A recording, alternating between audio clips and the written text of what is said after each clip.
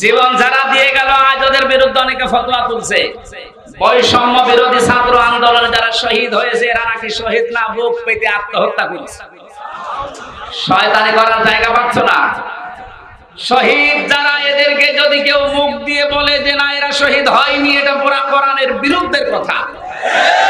সূরা বাকারা 154 নম্বর আয়াত, আলা তাকুলু লিমান ইউকতালু ফি সাবিলিল্লাহি আমওয়াত বাল আহইয়াউ ওয়ালাকিন লা তাশউরুন।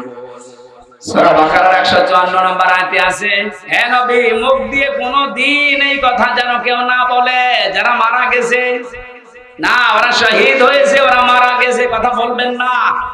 কারণ যারা শহীদ হয় ওরা জীবিত, কিন্তু তোমরা টের পাও না। তাই মানুষ যেহেতু মুখের পরে অন্তরে ধারণা করতে পারে, আল্লাহ ধারণার উপরে নোটিশ দিয়েছে, এই আলা তাহসাবান্নাল্লাযীনা কুতিলু ফি সাবিলিল্লাহি আমওয়াতা বাল আহইয়াউন ইনদা রাব্বিহিম ইরসাকুন।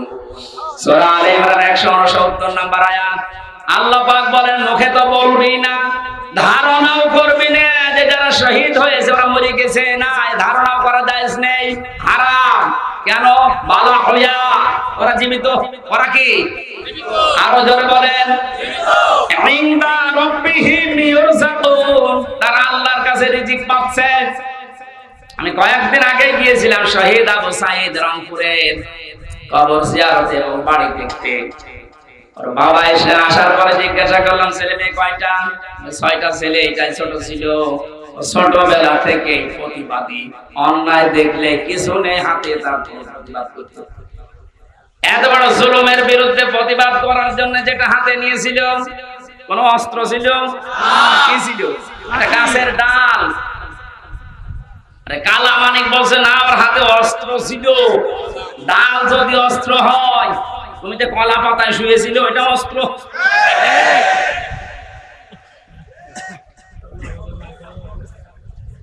সাধ্য মতো যতটুকু আছে আমার সমর্থন, বাবার হাতে কিছু দিয়ে আসলাম। দেখলাম যে প্রতিবাদ করতে যে জীবনটা দিয়েছে, ওর কি আমাদের মতো জীবনের মায়া ছিল না? বলেন আপনার জীবনের প্রতি যেমন মায়া আপনার সাঈদের ওই রকমই ছিল। সাঈদ না, সাঈদ আবু সাঈদ রংপুরে যেভাবে বুকটা পেতে দিয়েছে দেখেছেন। আল্লাহ যেহেতু জানিয়েছে শহীদরা আমি আল্লাহর কাছে খাবার খাই, আর খাবার খেলে রক্ত গোশত চর্বি তৈরি হয় না। কিয়ামতে সাঈদ যখন উঠবে ঠিক ওইভাবে উঠবে। আল্লাহ জিজ্ঞাসা করবে তোর বুকে এতগুলো গুলি রক্তের দাগ, কিন্তু জবাব দিতে পারবে রব্বুল আলামিন জালেমের জুলুমের সামনে কিছুই পাইনি, জীবনটা দিয়ে দিয়েছি। এইটা নিয়ে এখনো পর্যন্ত ফতোয়াবাজি করছেন আপনি। কোনদিনে কথা মনে মনে ভাববেন না, বলবেন তো নাই। বৈষম্য যখন দূর করার জন্য আন্দোলন হয়েছে, আমরা চাই যে সংস্কার যখন আরম্ভ হয়ে গেছে, এদেশের যত রকমের জঞ্জাল আছে সব জায়গায় দ্রুত সংস্কার করা হয়। আলহামদুলিল্লাহ রাব্বিল মাশরিকাইনি ওয়া রাব্বিল মাগরিবাইনি আল্লাযী খালাকা কুল্লা শাইইন সাওজানি ওয়া আওজাবা আলাইনা ইহসানা বিল ওয়ালিদাইন ونشهد أن لا إله إلا الله وحده لا شريك له وأشهد أن محمدا عبده ورسوله سيد الكونين صلى الله عليه وعلى آله وأصحابه وأتباعه أجمعين ليلا ونهارا في الطرفين فقد قال الله تعالى في كلامه المجيد وبرهانه التوحيد أعوذ بالله من الشيطان الرجيم بسم الله الرحمن الرحيم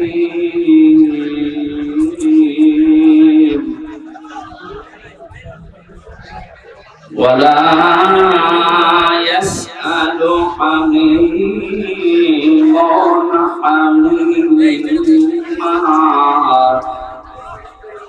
يبصرونه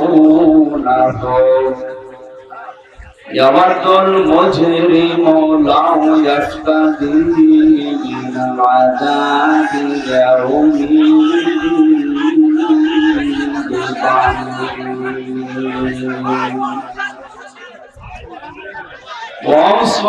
وصاحبته وأخيه وفصيلته التي تؤويه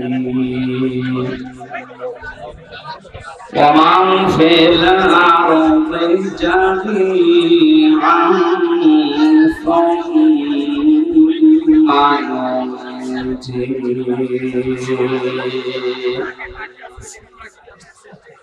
كلا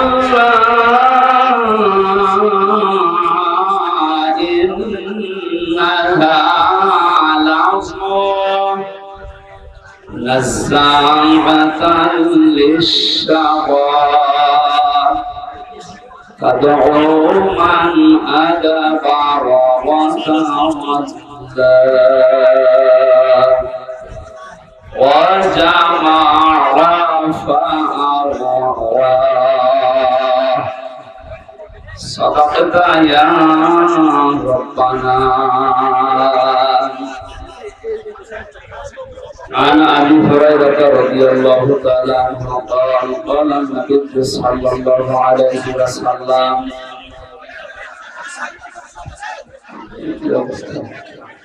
আপনারা আওয়াজ বন্ধ করেন না চাই আওয়াজ বন্ধ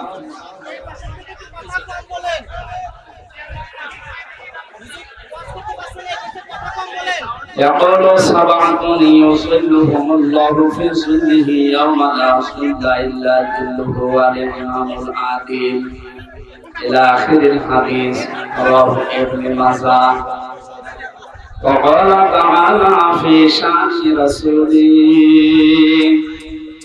وما زادهم إلا إيمانا وتسليما اللهم صل على. বিশ্বনবী মসজিদে নববীতে প্রবেশ করলেন, দেখলেন বাম দিকে কিছু মানুষ আল্লাহর জিকির করছে, ডান দিকে তাকিয়ে দেখলেন কিছু মানুষ আল্লাহর কোরআনে কারীম নিয়ে আলোচনায় আছে। নবীজি বললেন তুমি তো ভালো কাজে আছো, তবে সবচাইতে উত্তম কাজে আছে তারা যারা আল্লাহর কোরআন নিয়ে ব্যস্ত আছে। আমাকে আল্লাহ এই মুহূর্তে নির্দেশ দিয়েছেন আমি যেন কোরআনে কারীম নিয়ে যারা ব্যস্ত আছে তাদের সাথে শ্রোতা হিসাবে বসে কোরআনের আলোচনায় লিপ্ত হই। আপনি টের পেলেন এই আয়োজনের এখন কত মর্যাদা। বিশ্বনবী যদি এখন জীবিত থাকতেন আর এই মাগুরা জেলার উপর দিয়ে যদি হেঁটে যেতেন, কোরআনের ইজ্জতে তিনি এখানে এসে আলোচনায় অংশগ্রহণ করতেন। এই আয়োজনের আজকে এত সম্মান এত মর্যাদা বৃদ্ধি হয়ে গেছে। বাংলাদেশের ঐতিহ্যবাহী জেলা মাগুরা মোহাম্মদপুর থানার অন্তর্গত চালিমিয়া মাদ্রাসা প্রাঙ্গণ বাবুখালী হাফিজিয়া ও কওমি মাদ্রাসার উদ্যোগে 21তম বাৎসরিক ঐতিহাসিক তাফসীরুল কোরআন মাহফিলের স্বনামধন্য সভাপতি বিশিষ্ট ইসলামী চিন্তাবিদ শিক্ষাবিদ জনাব মাওলানা মতিউর রহমান, সম্মানিত পরিচালক হাফেজ মোহাম্মদ হাবিব হোসেন, এতক্ষণ যারা কথা বললেন ফরিদপুরের সন্তান হাফেজ কারি মাওলানা নাইমুল ইসলাম, মঞ্চে বসা আছেন বাংলাদেশ জামায়াতে ইসলামীর মাগুরা জেলা শাখার শ্রদ্ধাভাজন জেলা আমির, বসা আছেন আপনাদের মাগুরার কৃতি সন্তান বিশিষ্ট ইসলামী চিন্তাবিদ আইনজীবী মুফাসসির কোরআন বড় ভাই জনাব মাওলানা জাহাঙ্গীর আলম, নাম না জানা অন্যান্য ওলামায়ে কেরাম, সামনে বসা মুসলমান ভাইরা, পর্দার আড়ালে সম্মানিত মা এবং বোনেরা, প্রশাসনের ভাইরা, প্রাণ প্রিয় মাগুরাবাসী, দল মত জাতি বর্ণ ধর্ম নির্বিশেষে কোরআনের এই অনুষ্ঠানে আজকে যারা ইবাদত মনে করে এসেছেন বলেন আলহামদুলিল্লাহ। এটা ইবাদত চলছে নাকি? চলছে। নামাজ যেমন ইবাদত মনে করে পড়ে, নামাজে দাঁড়ালে যেমন এদিকে ওদিকে তাকানো যায় না, কথা বলা যায় না, শুধু ফ্যান গণনা করা যায়। সব যদি আপনি মনে করেন নামাজে যে 7-10-15 মিনিট দাঁড়িয়ে আছেন সব নিষিদ্ধ, এখানে 1 ঘন্টা সময় দেওয়া লাগবে, সব নিষিদ্ধ। পারবেন না? ইবাদত করতে হলে ইবাদতের মতো করা লাগবে। যেখানে আছেন যদি ওই অবস্থায় আপনার জীবন কেটে যায়, লাতার কাবন না তবাকানা তবা, হে নবী যেখানে আছেন ওখানে থাকলে হবে না, আপনাকে উপরে ওঠা লাগবে। এক স্তর থেকে আপনাকে আরেক স্তরে নিয়ে যেতে চাই। বাচ্চারা যখন জন্ম দেয় দেখবেন ছোটবেলায় এই জন্মগ্রহণ করা বাচ্চাগুলো মানুষ ডাক্তারের কাছে নিয়ে যায়। ডাক্তার প্রথমে ওজন দেয়, মনে করেন 1 বছর বয়স ওর ওজন হয়েছে 3 কেজি। কত? 3 কেজি বা 5 কেজি। 1 বছরে ওর ওজন। এই 5 কেজির বাচ্চাকে আপনি 2 বছর পরে আবার নিয়ে গেলেন, ডাক্তার আবার ওজন দিচ্ছে 5 কেজি আছে। কি অসুস্থ না সুস্থ? বলেন বলেন। জন্মের পর থেকে আমরা মনে হয় এদেশে মুসলমান হয়ে, যেহেতু জন্মগ্রহণই করেছি মুসলমানের ঘরে, আর 96% মুসলমান এই দেশে আছে, এই কারণে এরকম অনুষ্ঠানগুলো আমরা অন্তত দেশে আবহমান কাল থেকে চলে আসতেছি। আমরা কয়েকদিন আগে একটা জরিপ পেয়েছি, মক্কা থেকে মদিনায় ইসলাম যাওয়ার আগে মুহাম্মদুর রাসূলুল্লাহর সাহাবী এবং নবীদের মামাতো ভাই এই বাংলাদেশে ইসলাম অলরেডি নিয়ে এসেছিলেন। এই বাংলাদেশ, ভারত, পাকিস্তান এই এলাকাতে একটা মসজিদের সন্ধান পাওয়া গেছে উত্তরাঞ্চলে। তার মাটি পরীক্ষা করে দেখা গেছে এই মসজিদটা 1473 বছর, আর এই 7 বছর কত হয়? 80 বছর। আপনি নবীজির জন্মের যে হিসাবটা আছে যদি হিসাব করে দেখেন, যারা গবেষণা করছে তারা বলছে যে সময় এই মসজিদের এখানে প্রতিষ্ঠা, মেট্রিকা গবেষণাগারের রিপোর্ট অনুযায়ী বিশ্ব নবী ওই সময় দুনিয়ায় 3 বছর বেঁচে ছিলেন। তার মানে নবীজি এই পৃথিবীতে জীবিত থাকতেই এই দেশে ইসলাম চলে এসেছে। কথা বুঝতেছে? যেহেতু ইসলাম অনেক আগের, শিকড় গেড়ে আছে এখানে, সেই হিসাবে বহুদিন থেকে কোরআনের আলোচনা ধারাবাহিক ভাবে এখানে চলতেছে, চলবে ইলা ইয়াউমিল কিয়ামা। আমার বাড়ির এই পাশে কুষ্টিয়া, খুলনা বিভাগের যে 10টা জেলা, বাংলাদেশে যত জেলা আছে সবচেয়ে বেশি ভালোবাসি আমি এই 10টা জেলা, এরপরে বাইরে। তো ওই সমস্ত উত্তর অঞ্চলের এই রংপুর বিভাগের যে জেলাগুলো আছে, এই মানুষগুলো একটু সহজ সরল, যেহেতু এটা রেকর্ড হচ্ছে ওদের আবার মন খারাপ হবে। মানে এমন সহজ সরল, গাড়িতে আপনি হরেন দেবে তো সাইড দেবে তো তাকে আরো দেখে যে কে আসতেছে। আমি আসার পরে এনার কাছে বলেছিলাম একটা লবঙ্গ দিয়ে, কারণ সময় পাইনি খাবার খাওয়ার, একটা লবঙ্গ দিলে এখন নিয়েছি, এখন কখন খাবো। ঠিক আছে, তারপরে যেতে এসেছে শুকরিয়া আপনাকে, দরকার মাহফিল শেষ করে খাবো। এই জন্য আবহমান কাল থেকে যে নিয়ম নীতির সাথে আমরা অভ্যস্ত, তার ভেতরে আজকের এই অনুষ্ঠানটা অন্যতম। কথা বলে না কেন? এই 53 বছর স্বাধীন হওয়ার পর থেকে অন্তত আমরা এভাবে চলতেছি কোরআনের আলোচনা, এর আগেও এভাবে চলতেছে। 53 বছর আগেও আপনি যা শুনেছিলেন, এখনো কোরআনে কারিমের আলোচনা ওইভাবে, হয়তো ধাঁচ পাল্টিয়েছে, শুনতেছে। এর আগেও আপনার ওজন ছিল 5 কেজি, 53 বছর পরে এখন আপনার ওজন 5 কেজি। আপনি কি সুস্থ না অসুস্থ? অন্তর্বর্তীকালীন সরকারের প্রধান উপদেষ্টা যিনি ডক্টর মোহাম্মদ ইউনূস, উনি যেই দিন চেয়ারে বসেন ওই দিনের পরেই ঘোষণা দিয়েছেন বাংলাদেশে অন্যান্য ধর্মের অনুষ্ঠান যেভাবে চলে, মুসলমানদের কোরআনের আলোচনা চলতে কারো প্রয়োজন, অনুমতি নেওয়ার প্রয়োজন নেই।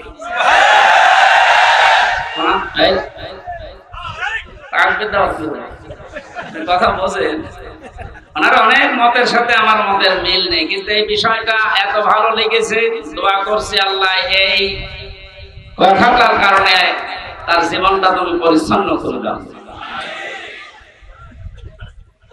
স্বাধীন এবং পরাধীন শুধু নাম শুনতাম, বাস্তবে 15-16 বছরে আমরা যে অবস্থার সম্মুখীন হয়েছিলাম, একটা স্বাধীন জাতি দাবি করতাম চেতনা নিয়ে, অথচ আমরা ছিলাম পুরা পরাধীন। এই কথা বলে না কেন? আপনাদের বানানো সংবিধান অনুযায়ী হলেও তো আমার বাড়ি কুষ্টিয়া, এখানে এসে কোরআনের দাওয়াত দেওয়া, সংবিধান অনুযায়ী কথা বলা আমার অধিকার ছিল না? যারা দিল না ওরা কি শুধু আমারে বাধা দিয়েছে না কোরআনকে? ডাইরেক্ট ইনডাইরেক্ট যদি কেউ কোরআনে বাধা দেয়, আল্লাহ কি করেন তার বাস্তব প্রমাণ 5 তারিখ থেকে আজকের 4 তারিখ পর্যন্ত। কে যেন একটা গান বানিয়েছে দেখলাম, কোথায় না আমি ওটা বললাম, কোথায় সে কাওয়া কাকু, কোথায় গরম গরম কথা। এ জেলায় যারা এরকম উল্টাপাল্টা ক্ষমতার গরম দেখিয়ে কোরআনের আলোচনাগুলো বন্ধ করে দিতেন, নির্দ্বিধায় ফতোয়া দেওয়া যায় আপনি কাফের। এটা তো আমি বানালাম। হ্যাঁ, আকাল আল্লাযীনা কাফারু লা তাসমাউ লিহাযাল কুরআন ওয়ালগাউ ফীহি লাআল্লাকুম তাগলিবুন। আল্লাহ পাক বলেন কাফেরেরা সিদ্ধান্ত নিয়েছিল এইটা যে সব চলতে দাও, বাধা দিও না, কিন্তু কোরআনে বাধা দাও। সিদ্ধান্ত কাদের? আরো জোরে বলেন। 96% মুসলমান আমরা এই দেশে বাস করি। বাকি অন্যান্য জাতি যারা আছে তাদের ধর্মীয় অনুষ্ঠানগুলোতে বাধা দেওয়া দূরের কথা, আমরা দেখেছি আরো সাহায্য করা হতো। মুসলমানদের ভেতরেও যারা ইসলামকে ভিন্ন খাতে প্রবাহিত করার জন্য চেষ্টা চালিয়েছে বিভিন্ন নাম নিয়ে, তাদের অনুষ্ঠানগুলোতে কোনো বাধা আমি দেখিনি। বিশেষ করে পীর নামে, পীরতন্ত্রের নামে যে ইসলাম প্রচার করা হয়েছে এই দেশে, একটা বানানো ইসলাম, যেমন তাহেরি ভাই করেছিল, নজিবুল বশর মজভান্ডারি করেছিল, আবু সুফিয়ান আল কাদরি ভাই করেছিল। এই সমস্ত জায়গাতে আমি নিজে দেখেছি বাধা তো নেই। পাশে 5 কিলোমিটার দূরে তাফসীর মাহফিল, বাধা তো দিয়েছে, গ্রেফতারও করেছে, তুলনা দিয়েছে ইন্টারন্যাশনাল পায়খানা। এখন এই কথা বলেন না কেন? 3টা কারণ পেয়েছি। 1 নম্বরে আবু জেহেল ছিল জুলুমকারী, জালেম। ও যে বহু এতিমের সম্পদ জুলুম করে আত্মসাৎ করে ফাঁকি দিয়ে খেয়েছে, তার জীবনী পড়লে পাবেন। 2 নম্বরে ছিল স্বৈরাচার। 3 নম্বরে মানুষটা পৃথিবীর সবচাইতে শ্রেষ্ঠ মানুষ মুহাম্মদুর রাসূলুল্লাহকে কষ্ট দিয়েছে। এই 3টা কারণ পড়েছি আমি তাফসীরে। কোরআনে কারীম জানিয়েছে ওয়াল্লাযীনা ইয়াকুযুনা রাসূলাল্লাহি লাহুম আযাবুন আযীম। সূরা তাওবার 60 নম্বর আয়াতের শেষের দিকে আছে, আল্লাহ পাক বলেন যে মানুষগুলো দুনিয়াতে আমার রাসূলকে কষ্ট দিচ্ছে, দেবে, ইউযুনা না দিয়ে আল্লাহ আযাব দিতে পারতেন। মাঝের সিগা দিলে অর্থ হয়ে যেত, কিন্তু আল্লাহ ইউযুনা দিলেন কেন? বর্তমান, ভবিষ্যৎ, প্রেজেন্ট, ফিউচার, 2টা কাল নিয়ে শব্দটা গঠন করা। তাফসীরে কাবীর আল্লামা ফখরুদ্দিন রাজি রাহমাতুল্লাহ আলাইহি ব্যাখ্যায় লিখেছেন। এই এরপর কথা বলেন, কোনটা এদিকে তাকান। মুফাসসির বলেন আল্লাহ পাক ইউযুনা দেওয়ার পেছনে 7টা কারণ লিখেছে। আমি সবগুলো না বললেও একটা বলছি। তিনি যেহেতু কিয়ামত পর্যন্ত থাকবেন না, থাকবেন, উনি তো দুনিয়া থেকে বিদায় নিয়েছেন, তাহলে ইউযুনা দেওয়ার কারণ কি? প্রথম কারণ লিখেছে কিয়ামত পর্যন্ত রাসূলুল্লাহ থাকবে না, কিন্তু রাসূলুল্লাহর ওয়ারিসরা থাকবে।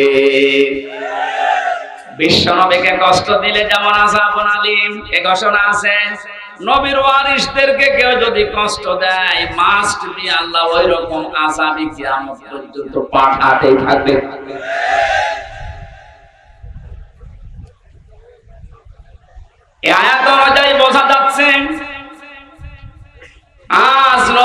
দুনিয়াতে নেই বিশ্ব নবীর ওয়ারিস যারা আলেম, সত্যিকারের আলেম যারা, আলেম হলেই হবে না, আলেম তো বহু আছে আমরা দেখতে পাচ্ছি। ফরিদউদ্দিন মাসুদ আলেম, 11 বছর।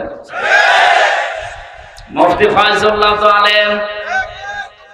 বাইতুল মুকাররমের সাবেক খতিব যেটা পালিয়েছে, এই যে পাশের জেলায় বাড়ি, ওইটা তো আলেম।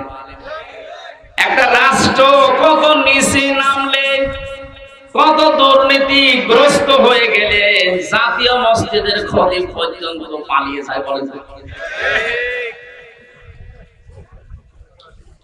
জাতীয় মসজিদের খতিব পর্যন্ত যদি পালিয়ে যায়, এই দেশে আর বাকি থাকার কথা? আপনি তাকান, যারা যারা এভাবে কষ্ট দিয়েছে দিচ্ছে, সবগুলো তো পালিয়েছে। যারাই বাধা দিয়েছে আজ তারা এই দেশের জনগণের টার্গেট হয়ে গেছে। কেন টার্গেট হচ্ছে? কোরআনে কারীম থেকে শোনেন। এই এদিকে তাকান, জায়গাটা ভেজা না? কষ্ট হচ্ছে। যে ইবাদতে কষ্ট বেশি, ওই ইবাদতে সওয়াব বেশি। এজন্য একটু সহ্য করেন। সূরা আলে ইমরান 4 নাম্বার পারা 12 নাম্বার পৃষ্ঠার 9 নাম্বার 7 নাম্বার লাইনের 178 নাম্বার আয়াত। এটা রব্বুল আলামিন বলেন, ওয়ালা ইয়াহসাবান্নাল্লাযীনা কাফারু আন্নামা নুমলি লাহুম খায়রুন লিআনফুসিহিম ইন্নামা নুমলি লাহুম লিয়াজদাদু ইসমা ওয়া লাহুম আযাবুন মুহিন। আমি আয়াতটা পড়লাম, তাফসীরের সাথে মিলালাম, দেখলাম না বাস্তবতায় খাপের খাপ, মুমতাজের বাপ মিলে যাচ্ছে। আল্লাহ পাক বলেন, হে নবী, কাফেরেরা ধারণা করে তাদের যে ক্ষমতা, তাদের যে অর্থ সম্পদ, বিত্ত বৈভব দেওয়া হয়েছে, এগুলো মনে হয় তাদেরকে কল্যাণের জন্য ভালো বেশি আল্লাহ দিয়েছে। আপনি কখনো এটা মনে করবেন না কাফেরদেরকে আমি যা দিয়েছি একটা মঙ্গলের জন্য না। এই ক্ষমতা চেয়ারে বসিয়ে এদেরকে দিয়ে জুলুম করায়, অত্যাচার করায়, এই কারণে, এই কারণ যেন ওদের পাপের বোঝা পরিপূর্ণ হয়ে যায়। এদেশের জালেমদের অবস্থার দিকে তাকান তো, পাপের বোঝা পরিপূর্ণ হওয়ার পরে আল্লাহ কিন্তু করেছে। এই 15-16 বছর বহু মহাকবি চেষ্টা করেছিল জালেমদের বিপক্ষে, এক চুল নড়াতে পারে নাই। আপনি কি মনে করছেন বিডিআর হত্যায় কারো কোনো হাত ছিল না? সব এখন বের হচ্ছে। এখন যিনি স্বরাষ্ট্র মন্ত্রণালয়ের দায়িত্বে আছে, আজকে ঘোষণা দিয়েছে সব আমি বের করব। এটা তার ফেরেশতা এসে ঘটায়নি। আমি 3 বছর জেলে থাকা অবস্থায় বহু বিডিআরকে পেয়েছি। এই মানুষগুলোর কথা শুনলে যত কঠিন হৃদয়ের মানুষও মন নরম হয়ে যাবে, অথচ জালেমদের মন নরম হয়নি। পঞ্চগড়ের এক মুরব্বীকে পেয়েছিলাম, উনি আমার মাঝে মাঝে বলতেন, হুজুর আমার আর 1 মাস পরে আমার চাকরি শেষ হয়ে যেত, কিন্তু বিনা কারণে এই যে 14 বছর আমি আটক অবস্থায় আছি। আপনি এই লোকটা কিয়ামতে যদি বিচার দেয়, আপনি কি জবাব দেবেন? অন্যগুলো বাদই দিলাম, একটা দুইটা না, আমি প্রায় 12টা-13টা বিষয় সামনে আনতে পেরেছি। সর্বশেষ 2024-এর 1000-এর উপরে গণহত্যা। পাপ যখন পরিপূর্ণ হয়ে গেছে, আল্লাহ বলেন, ইন্না বাতশা রাব্বিকা লাশাদীদ। হে নবী, আপনার রবের ধরা বড় শক্ত ধরা। আমি এমনিতেই কাউকে কিছু বলি না, কিন্তু যারে ধরি পরে আর ছাড়ি না। এমন ধরা ধরেছে, আপনি দেখলেন দরবেশ পর্যন্ত গাড়ি কেটে ফেলেছে। গত বর্ষা দিন আমার যত মামলা ছিল সব খারিজ করে দিয়েছেন। আমি যখন আদালত থেকে বের হচ্ছিলাম, দেখলাম হাজি সেলিম, এর নামে হাজি লাগালে কোন হবে, পাঁচই সেলিম হাও মাও করে এজলাসে কাঁদতেছে। ওর যে অপকর্মের ফেরেশতা এই 16 বছরে শয়তান এত অপরাধ করে নাই।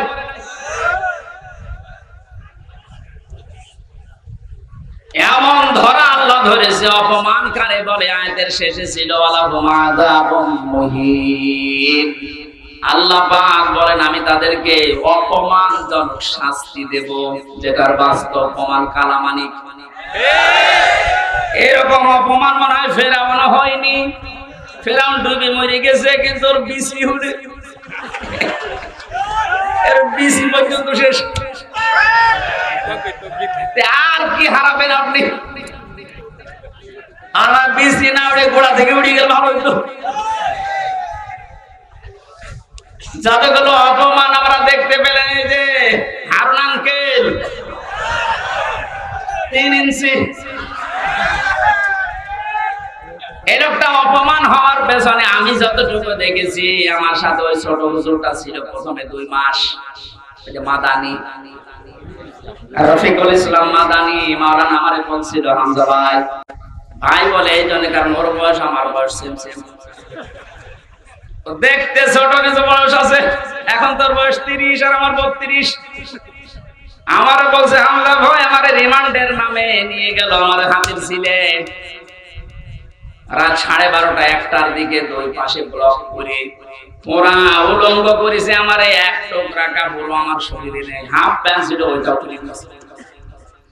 আমার হাতে একটা সিগারেট ধরিয়ে দিয়েছেন, পাশে একটা অর্ধ উলঙ্গ মহিলা কোথ থেকে নিয়ে এসে দাঁড় করিয়ে সে বলছে এটা সকালে ছড়িয়ে দেব, মানুষ বলবে যে হুজুর কত খারাপ। আমার বলছে হুজুর আমার এত অসহায় মনে হচ্ছিল নিজেকে, চোখের পানি ফেলে কাঁদলাম, ডাক দিয়ে বললাম মাবুদ তোমার কোরআন আমি 100% বিশ্বাস করি, তুমি যা দেখলে যা শুনলে আমি তো জানি, আমি কিচ্ছু জানি না বিষয়। আমাকে যে প্রশ্নগুলো করে এর সাথে আমি ন্যূনতম জড়িত না। সন্ত্রাসবাদী আইনে মামলা দিয়েছে উল্টাপাল্টা করে। এক এসআইকে ডাক দিয়ে বললাম ভাই আমার সাথে আপনারা যা করছেন, রাস্তা তো ব্লক করা, কেউ আসতে পারে না, হারুন স্যার কি জানে? এসআই বলছে হারুন স্যার জানে না মানে উনি তো করাচ্ছে। আকাশের দিকে মুখ দিয়ে বললাম মাবুদ তোমার আরশের দিকে আমি মুখ করে, আমি ছোট হই কিন্তু আমি একজন আলেম, আমি এখন মাসলুম। আর নবীজি জানিয়েছেন মাসলুমের দোয়া আর আল্লাহর ভেতরে কোনো পর্দা থাকে না। এই বাস্তবতা এবং বিশ্বাস নিয়ে তোমার কাছে বলছি আল্লাহ, জীবনে তোমার কাছে যদি কিছুই কবুল না হয় তবে এই কথাটা তুমি একটু শোনো, আমাকে যেভাবে অপমান করেছে যার নির্দেশে তাকে তুমি কিছু দেখিও। আল্লাহ দেখিয়েছেন জীবিত অবস্থায় 3 ইঞ্চি, মহিলা পর্যন্ত এখন জিকির করছে 3 ইঞ্চি। আর কত নিচে নামাবে বলেন? এত গেল 3 ইঞ্চির হিসাব। আমার মনে হয় যে চেহারা এখনো লুকিয়ে আছে, যদি রাস্তাঘাটে জনগণ পার পিটিয়ে মেরে ফেলবে। এই জালেমকে যদি কেউ সাহায্য করে কথা দিয়ে, সমর্থন দিয়ে, সাপোর্ট দিয়ে, সে আল্লাহর নবীর দল থেকে খারিজ হয়ে কাফের হয়ে যায়। কত বড় ভয়ঙ্কর কথা, তিরমিজির হাদিস। কেউ যদি জালেমকে সাহায্য করে, সহযোগিতা করে, কথা দিয়ে, সাপোর্ট দিয়ে, যেভাবে হোক যদি জালেমকে কেউ সহযোগিতা করে, নবীজি জানিয়েছেন সে আমার উম্মত থাকে না। ও বাংলার মুসলমানেরা, নবীর উম্মতের বাইরে যারা তারা কি আরো জোরে নাম ধরা লাগবে। আর সুতরাং জুলুমের সাথে যারা জড়িত ছিলেন, বাংলাদেশ জামাতে ইসলামের শ্রদ্ধাভাজন আমির ডাক্তার শফিকুর রহমান ঘোষণা দিয়েছেন আমরা সাধারণভাবে আমাদের কোনো অভিযোগ নেই, আমাদের রাজনৈতিক দল হিসাবে যত জুলুমের শিকার মাফ করে দিলাম, কিন্তু ব্যক্তিগতভাবে যদি কেউ জুলুমের শিকার হয়ে থাকে আরো যদি প্রতিশোধ নিতে যায় ওই পরিমাণ আমাদের পক্ষ থেকে বাধা নেই। সেই হিসাবে আমি যেহেতু ভিকটিম, আমরা মাটির নিচে রেখেছিল আয়না ঘর, শুধু আপনি নাম শুনেছেন আর আমি ছিলাম ওখানে। 3টা বছর আমাকে ফাঁসি ফাঁসির কন্ডেম সেলের ভেতরে তালাবদ্ধ করে 24 ঘন্টা আটক রাখলো সিসি ক্যামেরা দিয়ে। কেউ যেন আমার সাথে কথাও না বলে, দেখাও না করে। এমনকি কারারক্ষী দু একটা একটু ভালো ছিল, সবাই তার এক না। দু একজন এসে যদি একটু সালাম দিত, ওই যে উপর থেকে ক্যামেরা লাগানো, ও চাকরি পর্যন্ত চলে যাবে, এরকম সিস্টেম করেছিল। এত কড়াকড়ি আপনি কেন করলেন? এই জুলুমের সাথে যারা নিযুক্ত ছিল, টট্ট বটন যেই কয়টা, যেহেতু পরশুদিন আমার মামলা পুরাটা আদালত খারিজ করে দিয়েছে, কোনো দোষ আমার পাইনি, তাহলে বোঝা যাচ্ছে বিষয় আমি কিছু জানি না, আমি পুরা নিরপরাধ। কথা বলে না কেন? নিরপরাধ মানুষকে যারা বেকার 3টা বছর শাস্তি দিল, তাদের বিরুদ্ধে এখন এরকম 3 বছরের শাস্তি আমিও চাই।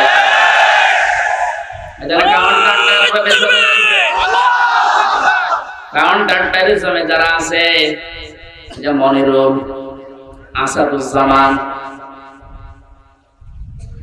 ডিসি মান্নান, বাকিগুলোর নাম আমি নিলাম না, কারণ ওরা অত নিচে নামে নাই। আর একজন নেমেছিল আমার মামলার আয়ু মিজান।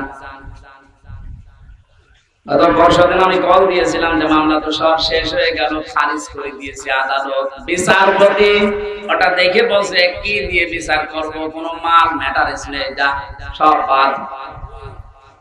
ওনারে বললাম এতদিন পর্যন্ত ওনারে স্যার বলতাম, এখন দেখি আমার মোবাইল পেলে আমার স্যার বলছি। হাওয়া করে কান্না কাটে, বলে কি করা লাগবে? বলেন আমার কোনো দোষ নেই। দোষ নেই আমারে ধরার পরে আমার বাবার কাছ থেকে 10 লাখ টাকা খেয়েছিস, ওই টাকা ফেরত। সবচাইতে বড় বিষয়, যেহেতু আদালতের মাধ্যমে আমি নির্দোষ প্রমাণ হয়েছে, আমার কোনো দোষ নেই। 3টা বছর আমার জীবন থেকে যারা নষ্ট করেছেন, এর সাথে যারাই জড়িত ছিলেন, তাদেরও জীবন থেকে আমি 3 বছর নষ্ট করতে চাই। এইটাই নাই বিচার। এটা যদি আপনি না করেন, আগামীতে যারা আসবে এরকম হাজার হামজার নামে ওরা কারণে অকারণে মিথ্যা সত্য মিলিয়ে মামলা দিয়ে বছরের পর বছর আটক করে রাখবে। এই জন্য যে মানুষগুলো 5 বছর 7 বছর 10 বছর জেলে থাকার পরে কোনো দোষ পায় না, শেষে খালাস দিয়ে দেয়, এর সাথে যারা জড়িত মামলার আয়ু থেকে শুরু করে উপর পর্যন্ত প্রত্যেকের বিচারের আওতায় আনা লাগবে। কোন কারণে কিছুই পেলি না, ওর 10টা বছর নষ্ট করলি, তুই বড় জালেম। জালেমের কথা এই কারণে বলছি, এই কারণে শব্দটা শুনতে যত সহজ মনে হচ্ছে, বিষয়টা অত সহজ না। জালেম আল্লাহর কাছে এত ঘৃণিত, এত নিন্দিত, এত খারাপ, আল্লাহ নিজে বলেন আমি জালেমের বিরুদ্ধে নিজে বাদী হয়ে মামলা দেব। সূরা শুরা 42 নম্বর আয়াত, 25 নম্বর পারার 6 নম্বর পৃষ্ঠার 13 নম্বর লাইনে আছে, ইন্নামাস সাবিলু আলাল্লাযিনা ইয়াযলিমুনান নাস, ইলা আখির আয়াত। আল্লাহ পাক বলেন অবশ্যই আমি আল্লাহ মামলা দেব। ওই আল্লাহ নিজে মামলা দায়ের করবে, নিজে কেস করবে, নিজে অভিযোগ দায়ের করবে ওই সমস্ত মানুষদের বিরুদ্ধে, ইয়াযলিমুনান নাস, যারা মানুষ হয়ে মানুষের উপরে জুলুম করেছে। জালেম যারা, এটা রেকর্ড হচ্ছে, আপনিও শুনতেছেন, যেখানেই লুকিয়ে আছেন কান খাড়া করে শোনেন। জালেম যারা, তাদের দুনিয়াও শেষ, আখিরাতও শেষ। আপনার আর বাঁচার মতো কোনো লাইন নেই যতক্ষণ পর্যন্ত এই মাজলুমরা মাফ না করবে। আর আমার তো যতটুকু বাস্তবতায় ধারণা আমি দেখেছি, বাংলাদেশের 18 কোটি মানুষও যদি আপনাকে মাফ করে দেয়, আয়না ঘরের সাথে যারা জড়িত ছিলেন, ব্যারিস্টার আরমানের বউ আপনাকে মাফ করবে না।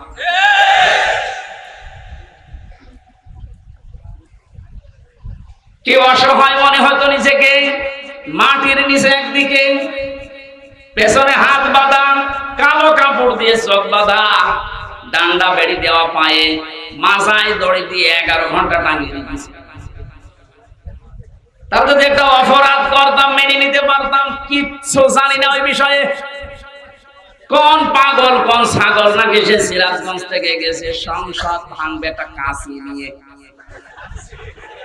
তারে পুলিশে ধরেছেন, এখানে কে? সংসদ ভেঙে ফেলবো। কাঁচি দিয়ে সংসদ ভাঙা যায়? বোম মারলে ওড়ে না, আর তুমি কাঁচি নিয়ে এসেছো। ও নাকি বলেছে যে আমি হুজুরের ওয়াজ শুনে উদ্বুদ্ধ হয়ে সংসদ ভাঙতে এসেছি। কোন হুজুর? আমি রামজা, ধরে নিয়ে আয়। এই যে আমার অপরাধ।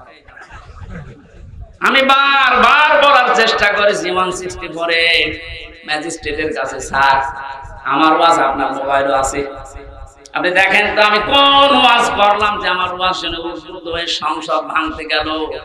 বলে আমার হাত বাঁধা, কিছু করার নেই। বিচার ব্যবস্থা কোথায় নামিয়েছেন আপনি? এই ব্যবস্থার কারণে হাজার হাজার মানুষের জীবন নষ্ট করেছেন, দুনিয়া থেকে পর্যন্ত বিদায় করে দিয়েছেন।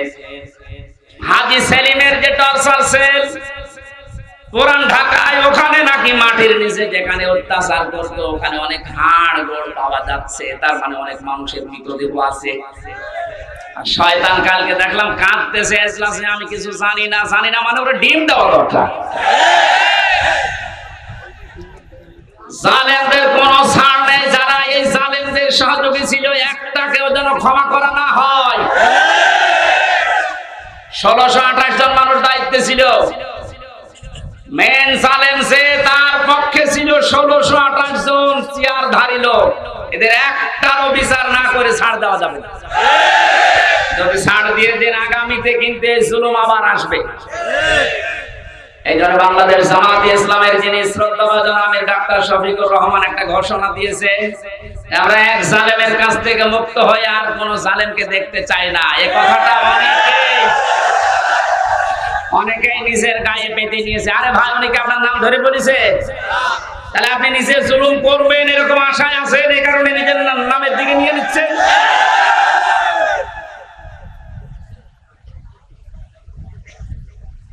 জীবিত ওলি দেখেননি জীবনে, মরা ওলি দেখেছে। বিভিন্ন গাছতলায় আস্তানায় শুয়ে আছে মরা ওলি মনে করে। জীবিত ওলি যদি কেউ বাংলাদেশে দেখতে চান, কোন দরবারে যাওয়ার দরকার নেই, ডাক্তার শফিকুর রহমানের দিকে তাকাবেন, ওটা টাটকা জিন্দা ওলি।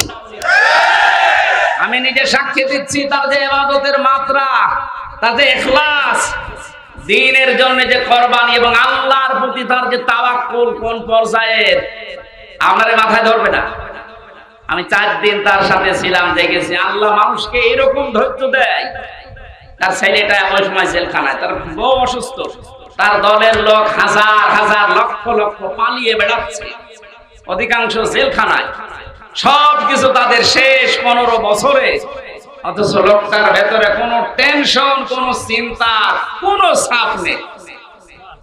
এত কষ্ট করে জেলখানায় থেকে হাজিরা দিয়ে যখন আদালত থেকে আসতো, বলতাম স্যার ঘুমিয়ে নেন। 12-13 ঘন্টা 15 ঘন্টা পর্যন্ত এত কষ্ট করে এসে কিছুক্ষণ তেলাওয়াত, কিছুক্ষণ জিকির, কিছুক্ষণ দরুদ শরীফ পড়ে কয়েক ঘন্টা ঘুমিয়ে এরপরে দেখতাম তাহাজ্জুদের নামাজে যতটুকু পারে পড়ে, এরপরে উনি যে সেজদায় পড়ে যেত 30 মিনিট, 40 মিনিট, 50 মিনিট, 1 ঘন্টা, 1.5 ঘন্টা একটা সেজদায় কাঁদতে কাঁদতে মুরব্বী মানুষ, চোখের ভুরু পর্যন্ত পাকা, দাড়ি পাকা, ভিজে ভিজে পানি পড়ছে সেজদায়। আপনি ওলি দেখতে চান, অধিকাংশ গুলো ফজরের নামাজ পড়ে না। আর এই লোকটা তাওয়াক্কুল আর কষ্ট শিকার দেখেছেন কোন পর্যায়ের। একদিন বলেছিলাম যে স্যার এখানে দুষ্ট কিছু মানুষ আছে, তারা মোবাইল নিয়ে এসে তাই চুরি করে। এটা রেকর্ড হচ্ছে তো, এই জন্য গোপন কথা বলা যাচ্ছে না। ভেতরে আবার ঝামেলা বেড়ে যাবে না, ওখানে সব ধরনের সিস্টেম করে মানুষ। কি করবে এখন, অসহায় তারা। বললাম যে আপনারা আমি ওইভাবে একটা ছোট মোবাইল নিয়ে এসে একটু বাড়িতে খোঁজ নেন। আমার বলছে হামজা কার খোঁজ নেব? কেন? আপনার ছেলে ছেলে, আপনার বউ অসুস্থ, আপনার দলের লোক সব পালিয়ে বেড়াচ্ছে। আমার যে কথা শুনিয়েছি আমার জীবন। আমার বলছে হামজা, ধরা পড়ার সময় আমি নিজেই প্রস্তুতি নিয়েছিলাম, 24 ঘন্টায় আমি প্রস্তুতি নিয়ে থাকি কখন আমার ধরে নিয়ে যাবে। ধরে যখন নিয়ে এসেছে, আসার সময় আমি সব আমার আল্লাহর কুদরতি হাতে দিয়ে এসেছি। এই কঠিন পরিস্থিতিতে এই কথা মুখ দিয়ে বের হওয়া অত সহজ না। আপনি যত সহজ ভাবতেছেন, কোরআনে কারীম জানিয়েছে ইন্নাল্লাযীনা ক্বালু রাব্বুনাল্লাহ সুম্মা ইসতাকামু তাতানাজ্জালু আলাইহিমুল মালাইকা আল্লা তাখাফু ওয়া লা তাহজানু। আল্লাহ পাক বলেন যারা এই কথা বলতে পারে আমার রব আল্লাহ, আরে কথা বলার পরে ছিড়িয়ে ছটিয়ে পড়ে না, টিকে থাকে, ইস্তেকামাত পয়দা করে দাঁড়িয়ে থাকে কথার উপরে, আল্লাহ তাদের পুরস্কার হিসাবে বিপদে আপদে ফেরেশতা নাযিল করে হলেও সাহায্য করে। ফেরেশতারা এসে কি বলে? আল্লাহ তাখাফু ওয়া লা তাহজানু, কোনো ভয় নেই, কোনো টেনশন নেই। এই যে কিসের ভয়, কিসের টেনশন? এই কঠিন বিপদে পড়ার কারণে হয়তো মানুষের মনের ভেতরে ধারণা আসতে পারে, এই ভয় তৈরি হতে পারে যে আমার ছেলেটাও জেলখানায় বিনা কারণে, আমার স্ত্রী ওদিকে হাসপাতালের বেডে মৃত্যুর সাথে লড়ছে, আমার দলের হাজার সহকর্মী তারা পালিয়ে বেড়াচ্ছে, জেলখানায় তারা ভর্তি, কি হবে এদের? আল্লাহ বলেন ফেরেশতাকে দিয়ে আমি যেন ওর কানের কাছে মুখ নিয়ে বলাই, বল কোনো ভয় নেই, কোনো চিন্তা নেই, সবগুলো আল্লাহ দেখবে। বাস্তবে আয়াতটা আমি ওনার সাথে 100 ভাগ মিলাতে পেরেছি, অথচ কোন আলেমকে পর্যন্ত দেখেছি হাউ হাউ করে কাঁদতো বাইরের পরিবেশের কথা চিন্তা করে। উনিও তো মানুষ, কান্নাকাটি তো বাইরের পরিবেশের জন্য দূরের কথা, চিন্তার কোন ছাপও এই চেহারা পাইনি। কোরআনের সাথে যে লোকটার জীবন মিলে যায়, হাদিসের পাতার সাথে যার জীবন মিলে যায়, সে ওলি। এক কথা বলুন। এই জন্য জালেম যারা তাদের দুনিয়া শেষ, আখিরাতে তো আপনি আল্লাহর মামলার আসামি হয়ে বসে আছেন। যিনি বিচার করবেন, যিনি রায় দেবেন, তিনি যদি মামলার বাদী হয়, কে দাঁড়াবে আপনার পক্ষে? এজন্য আপনার আখিরাত শেষ, দুনিয়া শেষ কেন বলছি? কারণ জালেমদের বিরুদ্ধে যখন মজলুম কিছু বলে, ওটা সঙ্গে সঙ্গে আল্লাহর কাছে পৌঁছিয়ে যায়, কোনো পর্দা থাকে না। আজ অনেকে সুর তুলছে যে জালেমরা যা করেছে করেছে, মাফ করে দেন না। জালেমদের মাফ করলো আল্লাহ মাফ করবে না? আল্লাহু লা ইয়াহদিল কওমাস সালিমিন, বহু জায়গায় আল্লাহ জানিয়েছেন ইয়াহদি, এটা মোসারে। যারা গ্রামার বসে জিজ্ঞাসা করেন বর্তমান ভবিষ্যৎ, প্রেজেন্ট ফিউচার, আল্লাহ বলেন জালেমদেরকে আমি পথ দেখাই না, হেদায়েত দেই না, দেব না। আল্লাহ বলছেন আমি দিচ্ছি না, দেব না, আমি দোয়া করে করবো কি? এইজন্য জালেম যারা সব যখন শেষ করে ফেলেছেন, গর্তের ভেতরে লুকিয়েও আপনি ছাড় পাবেন না, কারণ আপনাকে আল্লাহ অপমান করবে। এদেশে যারা বাধা দিয়েছিলেন তারা কয় আজকে আসেন তো বাধা দিতে, আসেন আজকে আসেন, আপনাকে আমি ওয়েলকাম জানাচ্ছি। কোথায় লুকিয়ে আছে সে কন্যা শিখর, এদিকে আসেন, আজকে মাইক কেড়ে নেন তো দেখি কোন মায়ের দুধ খেয়েছেন, আপনি আসেন। আমি চ্যালেঞ্জ দিচ্ছি বাংলাদেশের